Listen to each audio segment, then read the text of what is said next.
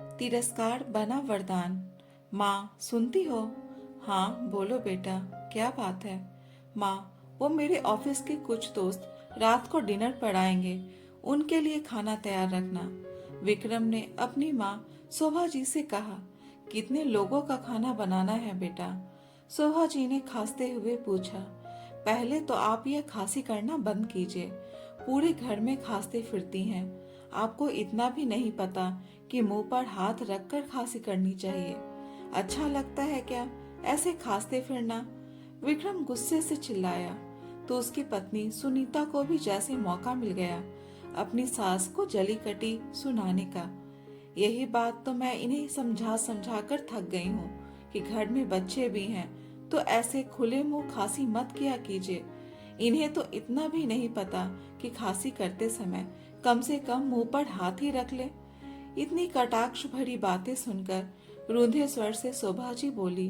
बेटा, कितनी बार तो तुम्हें कहा है कि मुझे डॉक्टर के पास ले चलो, नहीं तो मुझे कुछ पैसे ही दे दो दवाई लाने के लिए। ठीक है माँ, आज सुनीता तुम्हें डॉक्टर के पास ले जाएगी और दवाई दिलवा देगी, विक्रम ने कहा। तो सुनीता इसके विरोध में बोली। अरे कुछ नहीं हुआ है माँ जी को, ये खांसी केवल उनकी चटोरी जुबान की वजह से है। खाने में तो इनको जरा भी लगाम नहीं है। कुछ भी खट्टा मीठा खा लेती हैं और फिर खांसते रहती हैं। दिन भर उल्टा सीधा खाने पर लगाम लगाएंगी तो खांसी खुद ब खुद ठीक हो जाएगी।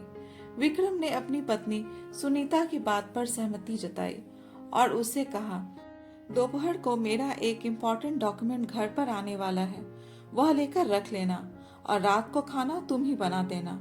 माँ की तबीयत ठीक नहीं है। मेरे 3-4 दोस्त ऑफिस से आएंगे तो बढ़िया सा खाना बनाकर रखना। इस पर सुनीता बोली, मुझे तो आज शॉपिंग पर जाना है और फिर शाम को मेरी किट्टी पार्टी भी है, मुझे तो वक्त नहीं मिल पाएगा। अरे एक दिन के लिए अपनी किट्टी पार्टी कैंसिल कर दो और रात को अच्छा सा खाना बनाकर रखना।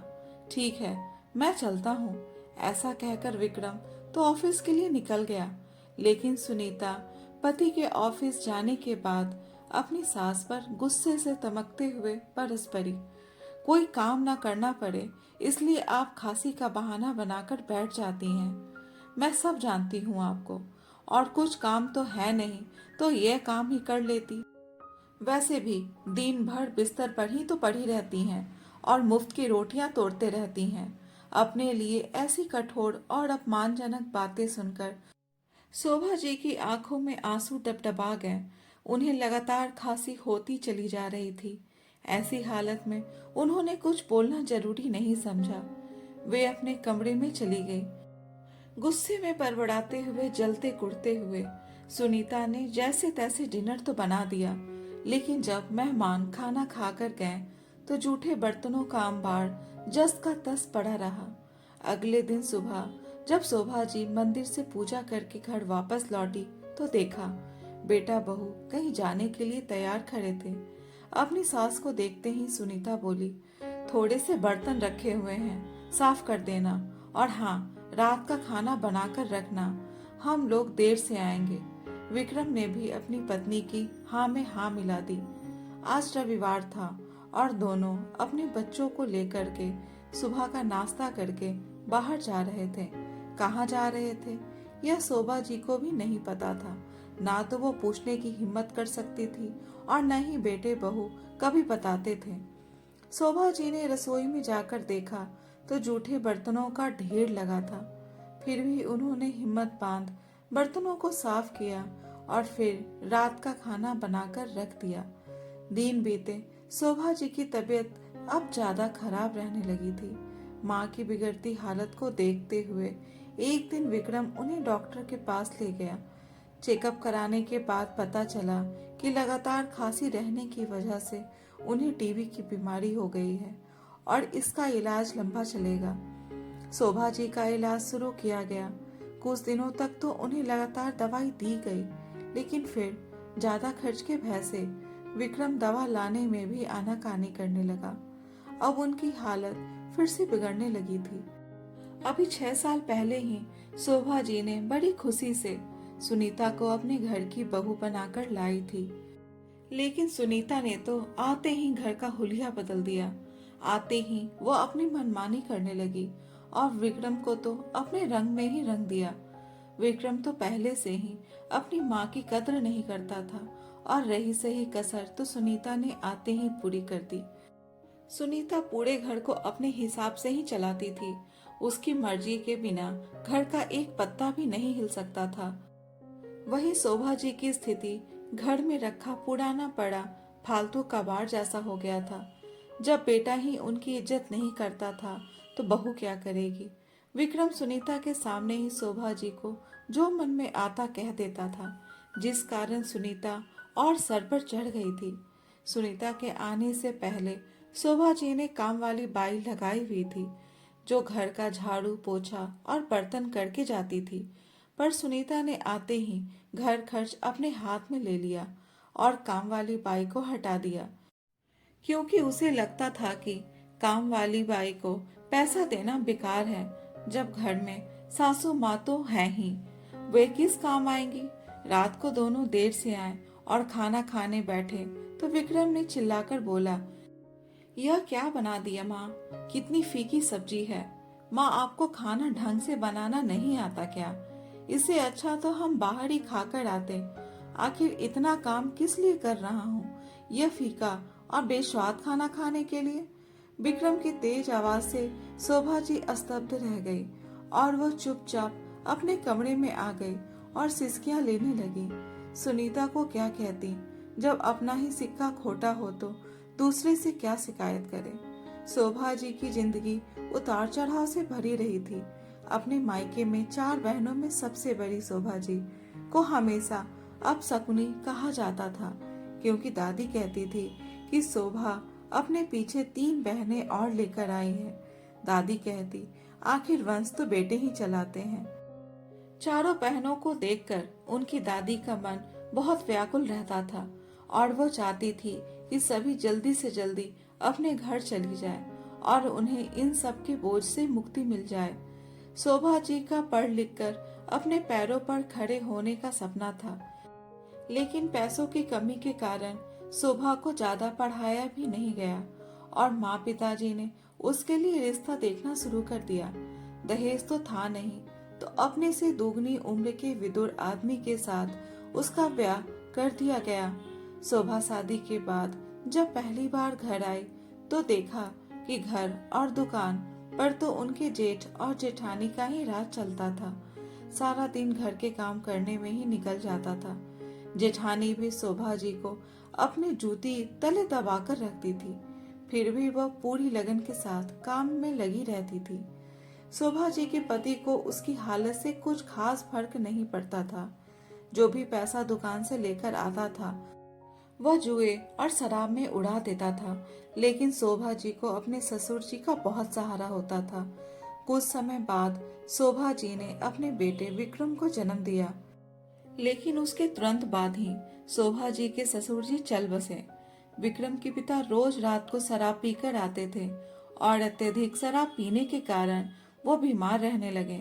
इस अवस्था में भी डॉक्टर के मना करने के बावजूद उन्होंने शराब नहीं छोड़ी और लीवर खराब हो जाने के कारण उनकी मृत्यु हो गई।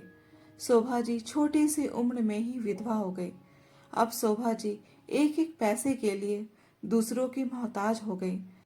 आर्थिक तंगी से परेशान होकर जब शोभा जी ने दुकान की कमाई का हिस्सा मांगा तो उसके जेठ और जेठानी ने धक्के मारकर उसे और उसके बेटे को घर से बाहर निकाल दिया। पढ़ी लिखी तो थी नहीं, इसलिए कोई नौकरी भी नहीं मिली, पर पापी पेट का सवाल था तो लोगों के यहाँ काम किया, बर्तन मांजे, फिर एक स्कूल में चपरासी बन गई। वही रहने को कमरा मिल गया और विक्रम को भी उसी स्कूल ने भर्ती करवा दिया। वहाँ उसकी आधी फीस भी माफ थी। अब शोभा जी अपने बेटे का पालन करने लगी। उसका स्कूल पूरा होकर कॉलेज शुरू हो गया। पढ़ाई में वो ठीक था, पर उस पर उसके बिगड़ैल पिता की छाप थी। वही गुस्सा और गाली गलौज करना। शोभा जी लाख समझाती थी, पर वो किसी की नहीं सुनता था। कुछ ही सालों में विक्रम एक कंपनी में अच्छे पद पर नियुक्त हो गया था और अच्छी तनख्वाह आने लगी थी।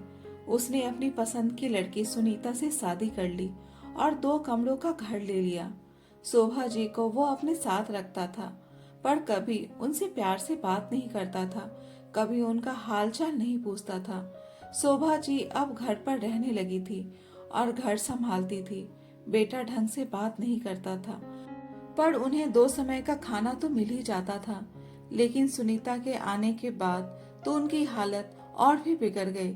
लेकिन अब वो जाती भी तो कहाँ जाती, आखिर उन्हें रहना तो इसी घर में था। उनके मायके में भी अब कोई नहीं रहा।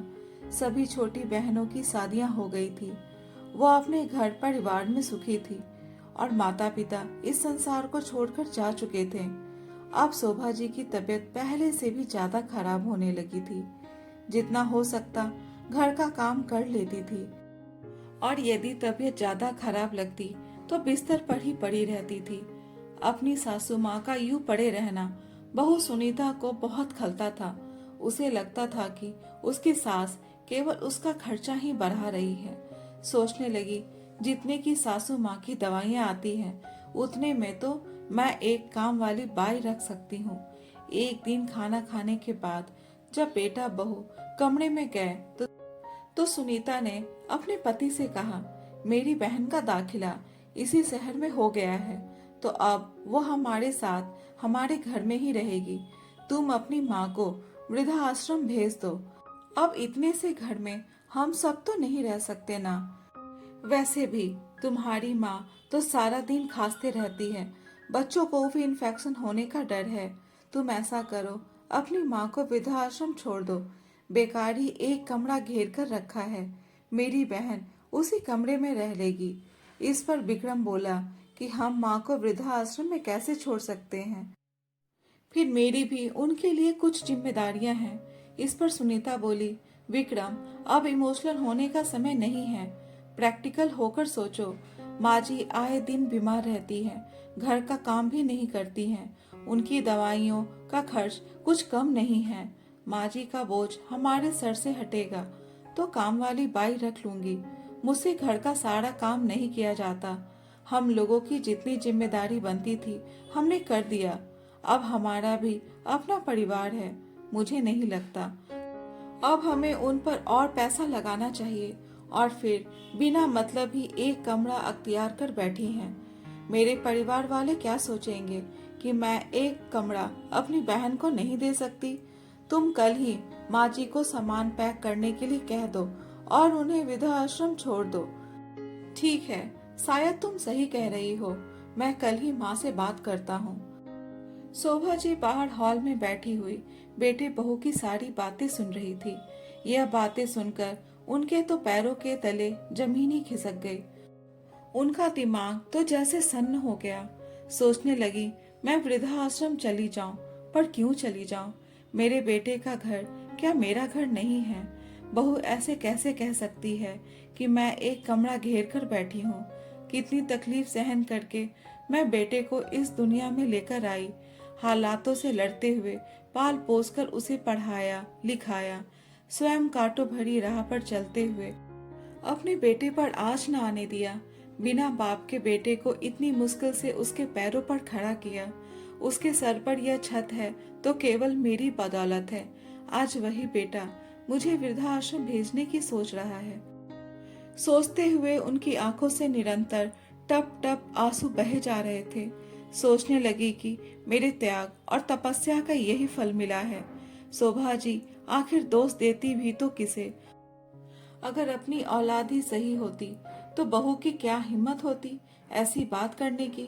रात को सब लोग सो चुके थे, लेकिन शोभा जी की आंखों से नींद गायब थी। सारी रात अपने कमरे में पड़ी कुर्सी पर बैठी रही और आंखों से आंसू बहती रही। सोचने लगी, अगर कमरा खाली करवाना ही था तो इसके लिए मुझे वृद्धाश्रम भेजने की क्या जरूरत आ पड़ी। मैं तो हॉल में भी सो जाती, नहीं तो स्टोर रूम में ही रह लेती। सोचते सोचते उनकी आंखों से आंसू फिर से बहने लगे और फिर से उन्हें खांसी छिड़ गई। सोचा कि बेटे को गर्म पानी देने के लिए बोलूं। फिर अचानक ख्याल आया, कौन सा बेटा? अब वह बेटा अपना रहा ही कहाँ। अगले दिन जब विक्रम और सुनीता सुबह उठे तो देखा कि माँ तो अभी उठी ही नहीं। सोचने लगे कि माँ उठे तो वृद्धाश्रम भेजने की बात करे। 1 घंटा बीतने के बाद भी जब माँ अपने कमरे से बाहर नहीं निकली तो विक्रम और सुनीता ने माँ जी के कमरे का दरवाजा खोला और अंदर गए। लेकिन यह क्या, माँ जी तो वहां थी ही नहीं। अलमारी खोलकर देखा तो माँ जी के कपड़े भी गायब थे। वे दोनों सोचने लगे, आखिर माँ हमें बिना बताए जा कहाँ सकती है। इतने में विक्रम की नजर बिस्तर पर रखी एक चिट्ठी की तरफ गई। देखते ही विक्रम चिट्ठी की ओर लपका और जल्दी से खोलकर उसे पढ़ने लगा। चिट्ठी में लिखा था, मेरे प्यारे बेटे विक्रम, हमेशा सुखी रहो। मेरा बेटा बहू मेरे बारे में क्या सोचते हैं, यह जानने के बावजूद भी ना जाने क्यों मेरे मन से तुम्हारे लिए दुआएं ही निकल रही है। मेरा अपना बेटा होते हुए भी तुम मुझसे इतना पराया कैसे हो गए। मेरे बारे में क्या सोचते हो वह सब तो मैंने रात को ही सुन लिया था, लेकिन मुझे मेरी आगे की जिंदगी कैसे बितानी है इस बात का फैसला मैं तुम लोगों को हरगिज नहीं करने दूंगी। मैं तेरी माँ हूँ, कोई निर्जीव सामान नहीं जो उठाया और घर से बाहर फेंक दिया। मैं केवल बूढ़ी हुई हूँ, लेकिन लाचार बिल्कुल भी नहीं। मैं तुम लोगों का घर छोड़कर हमेशा के लिए जा रही हूँ और आशा है कि मेरे जाने के साथ ही तुम्हारे सिर पर से बड़ा बोझ भी खत्म हो जाएगा। भगवान तुम्हारा भला करे। तुम्हारी अभागी माँ। पत्र पढ़कर 2 पल के लिए विक्रम की आंखों में आंसू आ गए। उसे पछतावा भी हुआ, परंतु केवल कुछ समय के लिए ही। थोड़ी ही देर बाद सुनीता की बहन घर पहुंच गई और फिर घर का माहौल ऐसा हो गया कि जैसे कुछ हुआ ही ना हो। रात तक तो विक्रम और सुनीता माँ को भूल चुके थे। खाना बाहर से मंगवाया गया था और वे लोग खाने का आनंद लेते हुए हंसी मजाक करने में व्यस्त हो गए। शोभा जी अपने कपड़े और थोड़ा सा सामान लेकर ही घर से चली गई। एक दिन पहले ही शोभा जी को उनकी विधवा पेंशन मिली थी, तो सबसे पहले उन पैसों से उन्होंने अपने लिए दवाइयाँ खरीदी। उन्होंने मन ही मन सोच लिया था कि उन्हें क्या करना है। तुरंत अपने से छोटी बहन को फोन लगाया और उसे अपने मायके वाले घर में मिलने के लिए बुलाया। काफी सालों से वह घर बंद पड़ा था, वहां रहता भी तो कौन। माँ पिताजी तो काफी पहले ही चल बसे थे और बहनों का कोई भाई नहीं था जो उस घर की रौनक को बरकरार रखता। शोभा जी की बातों में परेशानी की झलक को महसूस कर उसकी छोटी बहन ने अन्य बहनों को भी बुलावा भेज दिया। शोभा जी भी सीधे अपने गांव चली गई। वहां गांव में अपने पुराने घर को देखकर उनकी तबीयत हरी हो गई। घर बंद था तो शोभा जी ने पड़ोस से चाबी ली और अपना घर खोल दिया। आज उन्होंने खुलकर सांस ली। अगले ही दिन उनकी तीनों बहनें उनसे मिलने के लिए वहां आ गई। सब लोग इकट्ठा हुए तो शोभा जी ने सबके सामने अपने हालात बयां किए। बहनों ने कहा कि आप हमारे घर आ जाएं, पर सब अपने ससुराल में थी तो किसी के यहाँ जाकर भी लंबे समय तक रहना संभव नहीं था। सभी ने एक मत से पिताजी का खेत शोभा दीदी को उपहार में दे दिया ताकि वह अपना जीवन यापन कर सके, और थोड़ी नकद राशि भी शोभा जी ने अपने वर्तमान की आवश्यकताओं को पूरा करने के लिए उन पैसों को रख लिया। लेकिन साथ ही यह वादा भी किया कि भविष्य में वो उनके पैसे वापस लौटा देगी। तीनों बहनों के लिए यह घाटे का सौदा नहीं था, क्योंकि उन्हें अपना मायका वापस मिल चुका था, जहां तीनों बहनें समय समय पर कुछ दिन बिताने के लिए आ जाया करती थी। समय के साथ साथ शोभा जी बिल्कुल स्वस्थ हो चुकी थी। शोभा जी को घर और खेत मिल गए और अपने पिताजी से उन्हें खेती का अच्छा ज्ञान मिला हुआ था, तो उन्होंने खेतों में मजदूर लगा दिए। मजदूरों ने उनके बताए गए तरीके से खेती की और फसलें लहलहाने लगी। उनकी अच्छी कमाई होने लगी। धीरे धीरे उन्होंने अपनी बहनों द्वारा दी गई नकद राशि भी लौटा दिया। सभी बहनों में बड़े होने के नाते एक माँ की तरह सभी को तीज त्योहार पर अच्छे अच्छे उपहार भी देने लगी। अपने खाने पीने का इंतजाम करके वह बाकी रुपए समाज सेवा में लगाने लगी। एक विधवा होने का दुख उनसे बेहतर और कौन समझ सकता था। इसलिए वो अपने जैसी अन्य विधवा औरतों और बुजुर्गों की मदद करने लगी। उनकी समाज सेवा के चर्चे गांव भर में होने लगे। कई समाज सेवी संस्थाएं भी आगे जाकर उनका सहयोग करने लगी। अब शोभा जी खुश रहने लगी थी। उन्हें अपने जीवन का एक उद्देश्य मिल गया था। अक्सर अपने बेटे को याद करके उनकी आंखें नम हो जाया करती थी, लेकिन उन्होंने स्वयं को कभी कमजोर नहीं पड़ने दिया। उन्होंने अपने ही घर में लड़कियों के लिए एक विद्यालय खोल दिया, जहां गांव की लड़कियों को निःशुल्क शिक्षा दी जाती थी, ताकि गांव की लड़कियां अपने पैरों पर खड़ी हो सके और पढ़ लिख कर अपना भविष्य बना सके, ताकि उन्हें अपने पति और बेटे पर निर्भर ना रहना पड़े। वह नहीं चाहती थी कि जैसा उनके साथ हुआ ऐसा उनके गांव की अन्य लड़कियों के साथ भी हो। समय के साथ साथ उन्होंने खुद को भी अपडेट किया। कंप्यूटर शिक्षा अर्जित करने की वर्षों पुरानी उनकी इच्छा जो उनके मन में दबी रह गई थी, उन्होंने उस इच्छा को भी पूरा कर लिया। 2.5 वर्षों के भीतर ही बेटे के घर में बहू से दबी रहने वाली शोभा जी आज एक सुपर एक्टिव समाज सेविका में परिवर्तित हो चुकी थी। शोभा जी की लोकप्रियता गांव से होकर अब शहरों में बढ़ने लगी थी। उन्होंने छोटी छोटी कोशिशों से बड़े बड़े काम किया। उन्हें कई संस्थाओं ने भी सम्मानित किया और सहयोग दिया। एक दिन जब विक्रम ने सुबह अखबार खोलकर देखा तो अपनी माँ की फोटो और लोकप्रियता देखकर उसका सिर चकरा गया। उन्हें बड़ा सम्मान और नगद राशि मिलने वाली थी। उसे अपनी माँ के बारे में पता चला तो उसने अपनी पत्नी को भी बताया। इस पर सुनीता विक्रम को कहने लगी कि हम उनके इकलौते बेटा बहू हैं।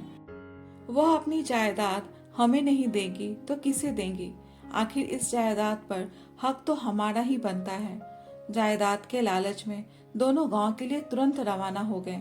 पहुंचे तो नौकर ने बताया कि शोभा जी किसी समारोह के उद्घाटन के लिए बाहर गई हैं। थोड़ी देर में आती ही होगी। विक्रम और सुनीता घर के बाहर निकलकर खेतों को निहारने लगे। हरी हरी फसलें खेतों में लहरा रही थी। वह भी देखकर हैरान थे कि उनकी माँ ने इतने कम समय में इतना सब कुछ कैसे हासिल कर लिया। सोच विचार में डूबे विक्रम के विचारों को एकाएक विराम लग गया। जैसे ही कानों में स्कूटी की आवाज आई, पीछे मुड़कर देखा तो विक्रम और सुनीता की हैरानी का ठिकाना न रहा। उनकी माँ शोभा जी स्कूटी चलाकर घर को लौट रही थी। सुनीता भी देखकर हैरान थी कि वह बेचारी सी शोभा जी कभी अपनी दवा के लिए भी उनके सामने गिड़गिड़ाया करती थी, आज समाज की सम्मानित महिला बन चुकी थी। उसके चेहरे से आत्मविश्वास साफ झलक रहा था। अपने बेटे को देखकर एक बार तो शोभा जी के मन में ममता जाग उठी थी, लेकिन फिर उस ममता को अपने दिल के किसी कोने में समेटकर मजबूती से बोली, अब क्या करने आए हो यहाँ तुम लोग? माँ, हम तुम्हें घर वापस लेने आए हैं। हमें अपने किए का बहुत पछतावा है। अब तुम अनजान लोगों के साथ नहीं रहोगी, अपने घर में अपने परिवार के लोगों के साथ रहोगी। अपनी खेती तुम मेरे हवाले कर दो, यह जिम्मेदारी मैं ले लूंगा। मेरे होते हुए मेरी माँ इतना काम करे, अब यह मैं कतई बर्दाश्त नहीं करूंगा। विक्रम का साथ देने के लिए सुनीता भी बोली, हाँ माँ जी, अब आपके बेटे बहू आ गए हैं। नहीं बेटा, मैं अपनी इस जिंदगी में बेहद खुश हूँ। सच कहूँ तो मुझे जिंदगी का मतलब ही उस घर से निकलने के बाद समझ आया। अब तो मुझे यह सम्मान भरी जिंदगी रास आ गई है। अब मैं तुम लोगों के साथ हरगिज रहना नहीं चाहती। अब यह सब लोग ही मेरा परिवार है। मेरे जीते जी तो क्या, मेरे मरने के बाद भी इस संपत्ति में से तुम्हें 1 रुपया भी नहीं मिलेगा। अरे गोपाल, मेहमान आए हैं, उनके लिए कुछ चाय नाश्ते का इंतजाम करो। मुझे एक कोचिंग सेंटर के उद्घाटन के लिए जाना है। 2-3 घंटे में आऊंगी। मेहमानों की खातिरदारी अच्छे से करना। कहते हुए शोभा जी अपनी स्कूटी लेकर निकल पड़ी। वे दोनों अपना सा मुंह लिए हैरानी से स्कूटर पर जाती हुई अपनी माँ को देखते ही रह गए। माँ की हैसियत का तो हम अंदाजा लगा ही नहीं सकते हैं, जिसने अपने अरमानों को सुलाकर हमारे सपनों को पूरा करने वाली माँ अपनी ख्वाहिशों को जलाकर हमारी जिंदगियों में उजाला करने वाली माँ। अंत में बस इतना ही कहा जा सकता है कि माँ केवल एक शब्द नहीं, वो अपने आप में एक घर है, पूरा संसार है जिसमें हम सुकून से रह सकते हैं। दोस्तों, ये कहानी कैसी लगी अपने विचार कमेंट बॉक्स में जरूर बताएं। और अगर कहानी अच्छी लगी हो तो कहानी को लाइक, शेयर और चैनल को सब्सक्राइब जरूर करें। कहानी सुनने के लिए बहुत बहुत धन्यवाद।